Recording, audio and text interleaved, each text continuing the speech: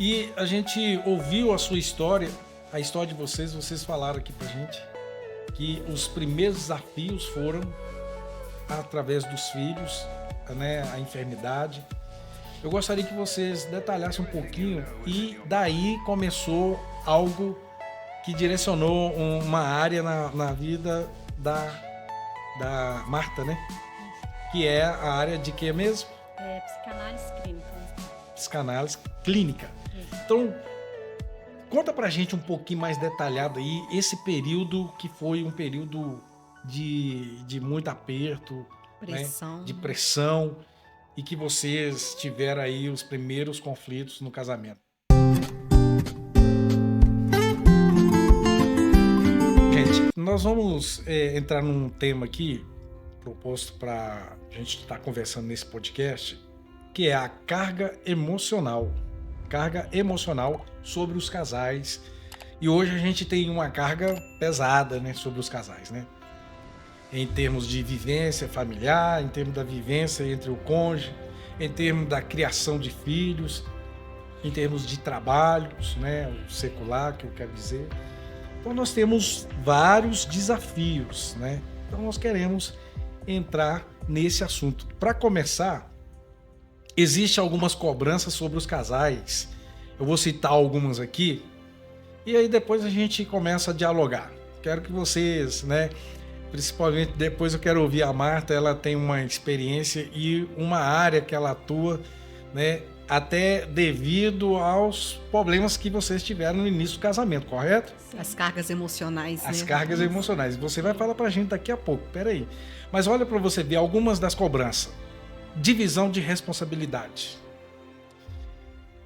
A divisão de responsabilidade entre o casal cria tensão emocional também. Segundo, pressões sociais e expectativas das famílias em relação ao casamento, à união daquele casal. Como vocês já falaram aí, a interferência extra, né? Da família chegar e impor alguma coisa, não tem que ser assim, e a expectativa deles, às vezes, não é a mesma expectativa do casal. Isso cria uma tensão ali. Outra coisa também é a intimidade e a conexão emocional do casal.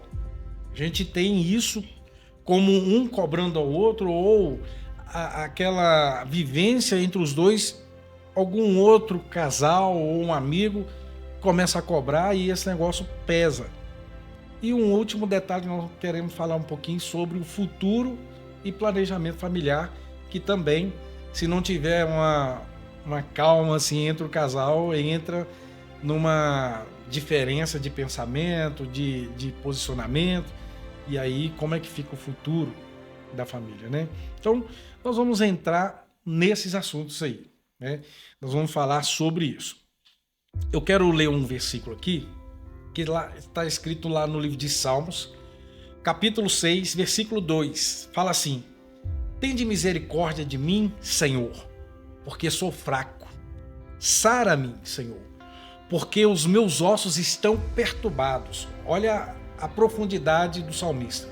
Porque os meus ossos estão perturbados. Já estou cansado do meu gemido. Toda noite faço nadar a minha cama. Molho o meu leito com as minhas lágrimas. Aqui nós vemos uma declaração e a gente enxerga uma pressão emocional aqui na vida do salmista. E isso muitos casais hoje estão passando. Às vezes não é os dois, mas um, né, do casal esteja passando, ou o homem ou a mulher. A gente tem encontrado muitos casais desesperados, mas um desespero que fica só entre eles. E a gente ouviu a sua história, a história de vocês falaram aqui pra gente que os primeiros desafios foram através dos filhos, né, a enfermidade. Eu gostaria que vocês detalhassem um pouquinho e daí começou algo que direcionou uma área na vida da Marta, né? Que é a área de quê mesmo? Psicanálise clínica.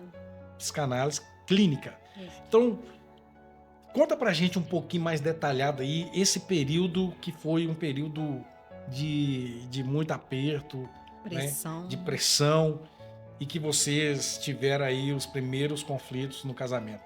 Por favor, fala aí do nascimento dos filhos e aí entra nesse detalhe pra gente entender. Aconteceu o seguinte, porque eu tenho, né, um filho mais velho, né? E esse meu filho mais velho, quando ele adoeceu, né, que ele já tinha por volta de 10 anos, e aí ele teve uma crise, né, uma crise psicótica na época, porém que a gente não sabia o que era, não tinha, né, direcionamento de nada, e ele começou a fazer, né, tratamentos, né, e aí eu tive que abrir mão de tudo, né, de trabalho, de tudo, né, para poder cuidar exclusivamente dele, né? E eu já tinha ele e já tinha também o meu do meio, que é o Samuel. Esse, o mais velho, é o Lucas, né? E o do meio era o Samuel, já tinha ele também. E aí foi bastante... Já tinha ele, né? Acho que já tinha sim, né? Eu tô aqui, lembrando. Foi bastante desafiador porque foi algo que a gente não espera, né? Algo de repente.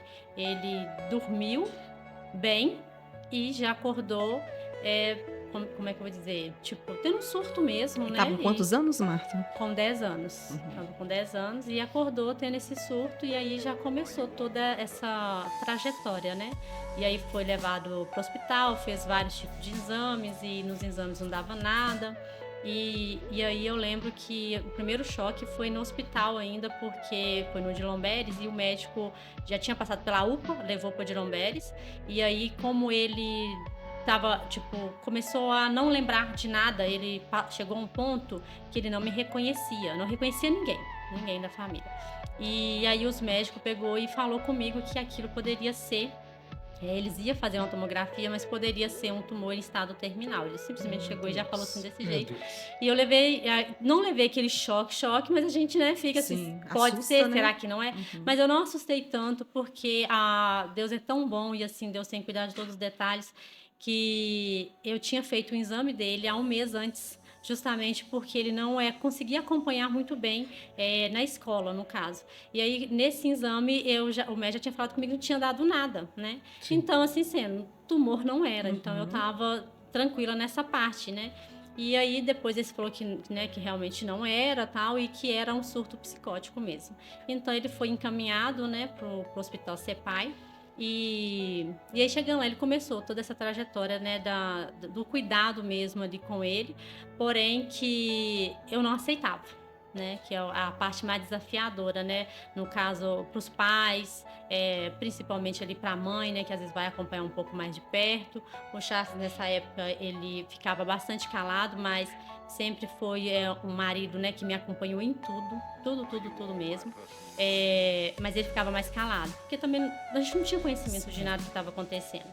Mas eu, como mãe, não aceitava, né, aquela situação dele chegar àquele ponto, né, de ter que tomar vários tipos de remédio, de dormir somente com remédio.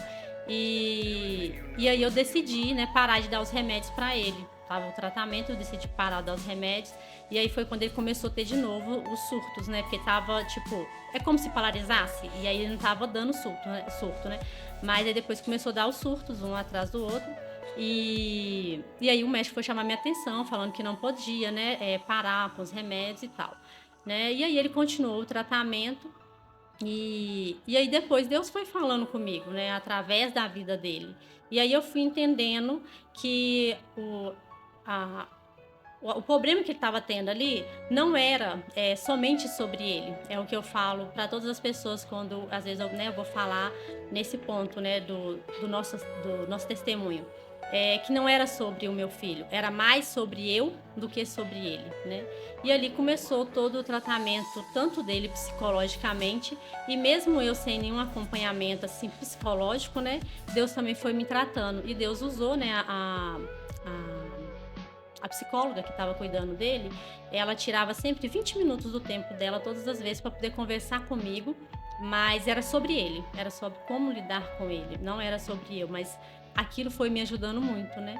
E aí aconteceu, né, da questão do meu interesse pela psicologia, né, pela psicanálise, né, que foi aonde que eu fui me encontrando, foi numa das consultas que eu fui levar ele para consultar, e a gente foi participar de uma palestrazinha que teve lá, e aí chamaram a gente para poder participar, e aí a pessoa que estava dando a palestra, né, que era uma psicóloga, ela estava falando, explicando, e os pais não deixavam, as mães, né, na realidade, não deixavam ela explicar, porque estava tudo muito apavorado ali, assim, em relação aos filhos que não aceitam o tratamento, a mesma coisa que eu estava vivendo ali, né? E aí eu já estava mais aceitando e tudo. E aí eu levantei a mão e o Espírito Santo de Deus me incomodando. Fala, e eu não querendo falar, né? Eu sou bastante tímida, então eu não queria falar. E o Espírito Santo de Deus me incomodando. Fala, e eu não queria falar. Aí, de repente, minha mão levantou, acho que basicamente sozinha. E eu levantei a mão, assim, o dedo, fiquei assim. Ela falou, você quer falar? Eu falei assim, sim. Aí eu comecei a falar o que tinha acontecido com o Lucas e que eu tinha parado o tratamento e como que foi prejudicial para ele e como que isso poderia prejudicar ele, né?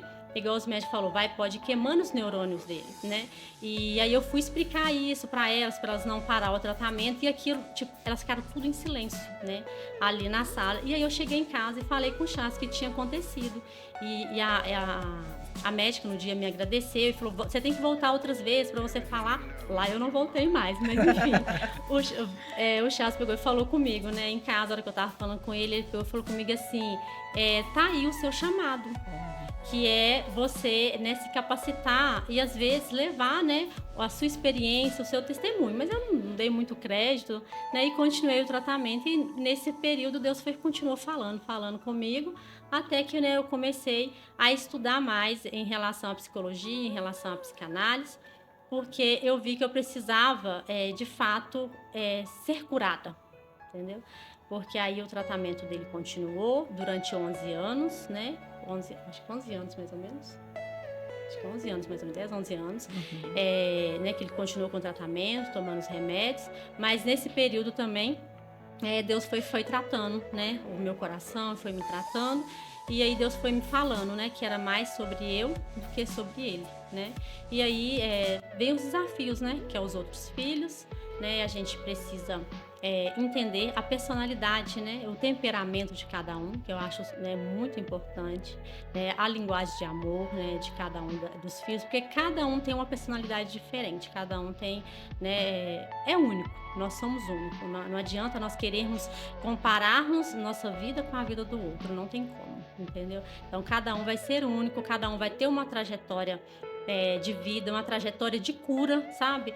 Alguns vai ser mais rápidos, outros vai ser mais lentos, mas todos, se der lugar, né, permitir que Deus entre, né, na nossa vida, no nosso coração, nós somos de fato curados, né?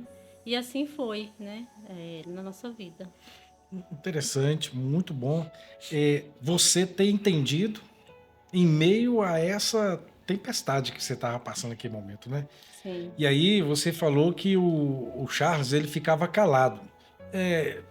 Explica pra gente aí, Charles, esse ficar calado, o que passava ali no coração, na mente? Fala um pouquinho dessa experiência aí, porque talvez tem muitos maridos que o homem, geralmente, ele é mais calado, né, Silvana? Sim, Ele com certeza. passa aquele momento ali. Mulher não, a mulher já expressa melhor, né? Tem uma abertura melhor para conversar. Fala pra gente aí, esse período aí. Esse período, que foi um período difícil para nós, eu coloquei no meu coração que eu deveria apoiá-la, né? Principalmente a ida aos médicos. Eu trabalhava numa empresa à noite, né? A noite toda eu tinha que ficar acordado, e no outro dia eu gostaria de chegar em casa, dormir um pouquinho, mas quando eu chegava em casa, ela falou, Charles, me leva no médico comigo, com o Lucas. Aí nós ia. E para não abandonar ela, abrir mão dela estar naquela situação também, eu ia com ela para o hospital e dormia dentro do carro. Enquanto que ela não saísse de lá de dentro do consultório, do médico, chegasse e falava assim, tá tudo bem, nós podemos ir embora. E às vezes ela falava assim, olha, pode ir embora, porque aqui vai demorar. Eu falo assim, não tem problema não, fica aqui o tempo que for necessário. Eu ficava no sol quente, com chuva, mesmo assim eu estava ali, quer dizer, apoiando ela, porque aquele momento era um momento crucial. Eu não abri mão, não abandonar. Então, eu não falava muito, eu não conversava muito, mas eu procurava demonstrar o meu maior apoio possível, né? Porque criticar é muito fácil. Levantar falas negativas contra a pessoa é muito fácil. O difícil é apoiar, estar junto, estar lado a lado. Então, eu decidi apoiar. Mesmo no meu jeito calado, de não ficar falando muito, também não ajuda muito, o falatório não ajuda muito, né? Você tem que ter mais ação, né, do que falar, entendeu? Aí, então, por isso eu ficava na minha, mas sempre do lado dela, apoiando ela ali, em todos os momentos que ela precisasse. Muito bom.